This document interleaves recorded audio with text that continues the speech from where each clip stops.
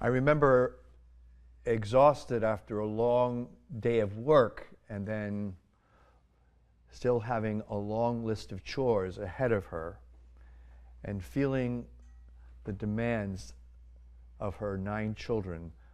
My mother would sometimes sigh and she would say, "My life is not my own." And of course, I didn't help to ease her frustrations. Being a selfish teenager, I would respond by saying, "When's dinner?" Today, as a parish priest, I have to say that I relate more and more to my mother's sentiment. My life is not my own. I have so many responsibilities as a parish priest in caring for those who come to the church.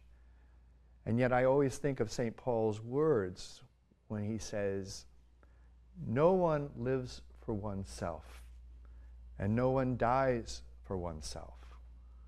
We live and we die in the Lord."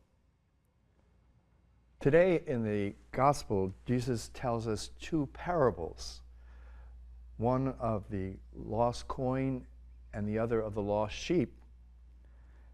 And I think both of these parables convey the insane and irrational love of God.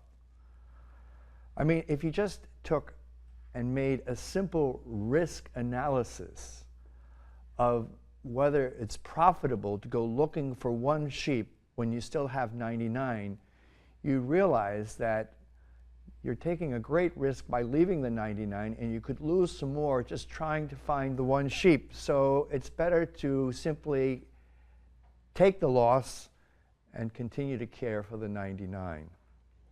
But Jesus' parable suggests that God's love for us is insane.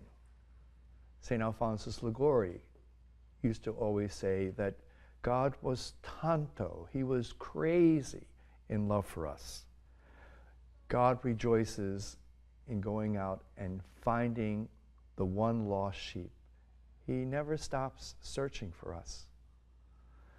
This story of the little woman looking for the lost coin, I mean, again, if you did a cost-effective analysis, you would realize that, so she finds the one coin, but having the big celebration afterwards, she's spending more money than the lost coin that she discovered.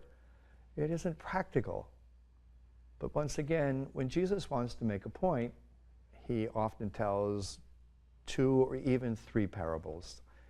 And once again, it underlines the fact that God's love is not rational, and it goes beyond our human ability to love.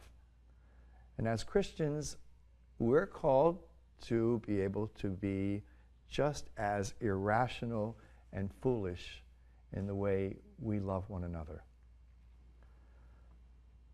I think now that I realize that my mother's love for us and her devotion in raising us, she modeled this type of love. And I like to think, because of her and because of who I am, that that's what I try to do as well. No matter what our vocation is, if we're leading truly genuine, authentic Christian lives, then our lives will not be our own ever. Instead, we live and we die for the Lord. We will lead lives of irrational and insane love for one another.